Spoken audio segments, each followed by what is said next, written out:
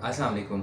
आज हम बात करेंगे कि बहुत से ऐसे मरीज़ हैं जिन्हें मैदे की तेज़ाबियत का मसला होता है और वो ये चाहते हैं कि वो बग़ैर दवा के अपनी मैदे की तेज़ाबियत पर काबू पा सकें। तो आज की वीडियो में हम ये डिस्कस करेंगे कि एंटी गर्ड मेजर्स क्या होते हैं या कौन सी ऐसे इक़दामात लेकर मरीज़ जो है वो अपनी मैदे की तेज़ाबियत को बेहतर कर सकते हैं। तो इसमें मुख्तलिफ़ चीज़ें हैं जिन पर जो है ऐसे मरीज़ों को अमल पैरा होना चाहिए। नंबर 1, एक तो ऐसे मरीज़ों को चाहिए कि जो अपना रात का खाना एक तो वो मिनिमम लें, मतलब जितनी भूख है उसका जो है ना वो आधा खाना लें रात का। दूसरे नंबर पे रात का जो खाना है वो सोने से कम 3 घंटे पहले लें।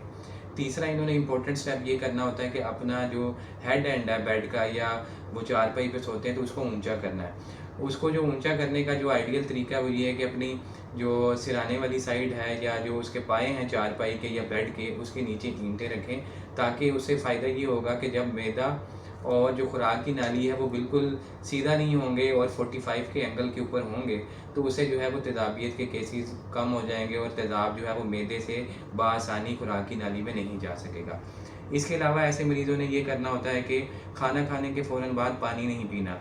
मोस्टली मरीज़ करते क्या हैं कि वो एक तो खाना पेट भर कर खाते हैं, फिर ऊपर से 2 से 3 गिलास पानी के पी लेते हैं, तो उसकी वजह से जो मैदा है वो ऊपर तक भर जाता है और इसी वजह से फिर मैदे के अंदर जो खुराक पड़ी होती है वो उसके जो कंपोनेंट्स होते हैं वो ऊपर खुराक की नाली में आते हैं, जिसकी वजह से जलन और तेज़ाबियत की अलामतें आती हैं। इसके अलावा कुछ ऐसी ख़ास डाइट्स भी हैं या कुछ खुराक में ऐसी तब्दीलियाँ हैं जिन्हें करने से भी तेज़ाबियत के मसले बेहतर हो सकते हैं। मिसाल के तौर पे ऐसे मरीज़ों ने बहुत ज़्यादा मिर्च मसाले वाली चीज़ें नहीं खानी होती, बाहर की जो बेकरी की चीज़ें हैं वो नहीं खानी होती और प्रोसेस्ड फूड नहीं लेना होता, जिसमें ज़िंगर, बर्गर, शवारमा या फ़ास्ट फूड को अवॉइड करना होता है या जंक फूड को अवॉइड करना होता है। इसके अलावा अगर हम नेचुरल फूड्स में बात करें तो जो तेज़ाबियत को बढ़ाते हैं, उसमें इन लोगों ने कच्चा प्याज और कच्चा टमाटर नहीं लेना।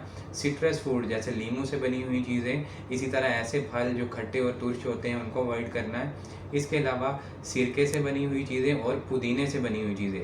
जी हाँ, पुदीने से बनी हुई जो चीज़ें होती हैं ये भी तेज़ाबियत को जो है वो बढ़ाती हैं।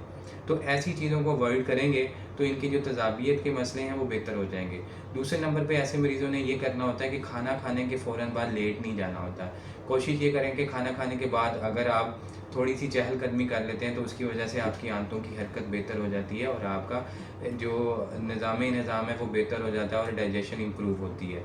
इसके अलावा खाने-पीने में अगर आप रायता इस्तेमाल करते हैं, सैलेड्स में बंद गोभी, खीरा, ये वाली जो चीज़ें हैं ये आपके हाज़मे को बेहतर करती हैं। कोशिश करें कि नेचुरल डाइट लें, अपनी खुराक में फ़ाइबर्स को बढ़ाएँ, तो ये सारी चीज़ें जो हैं वो आपकी तेज़ाबियत के अमल को कम करती हैं। शुक्रिया।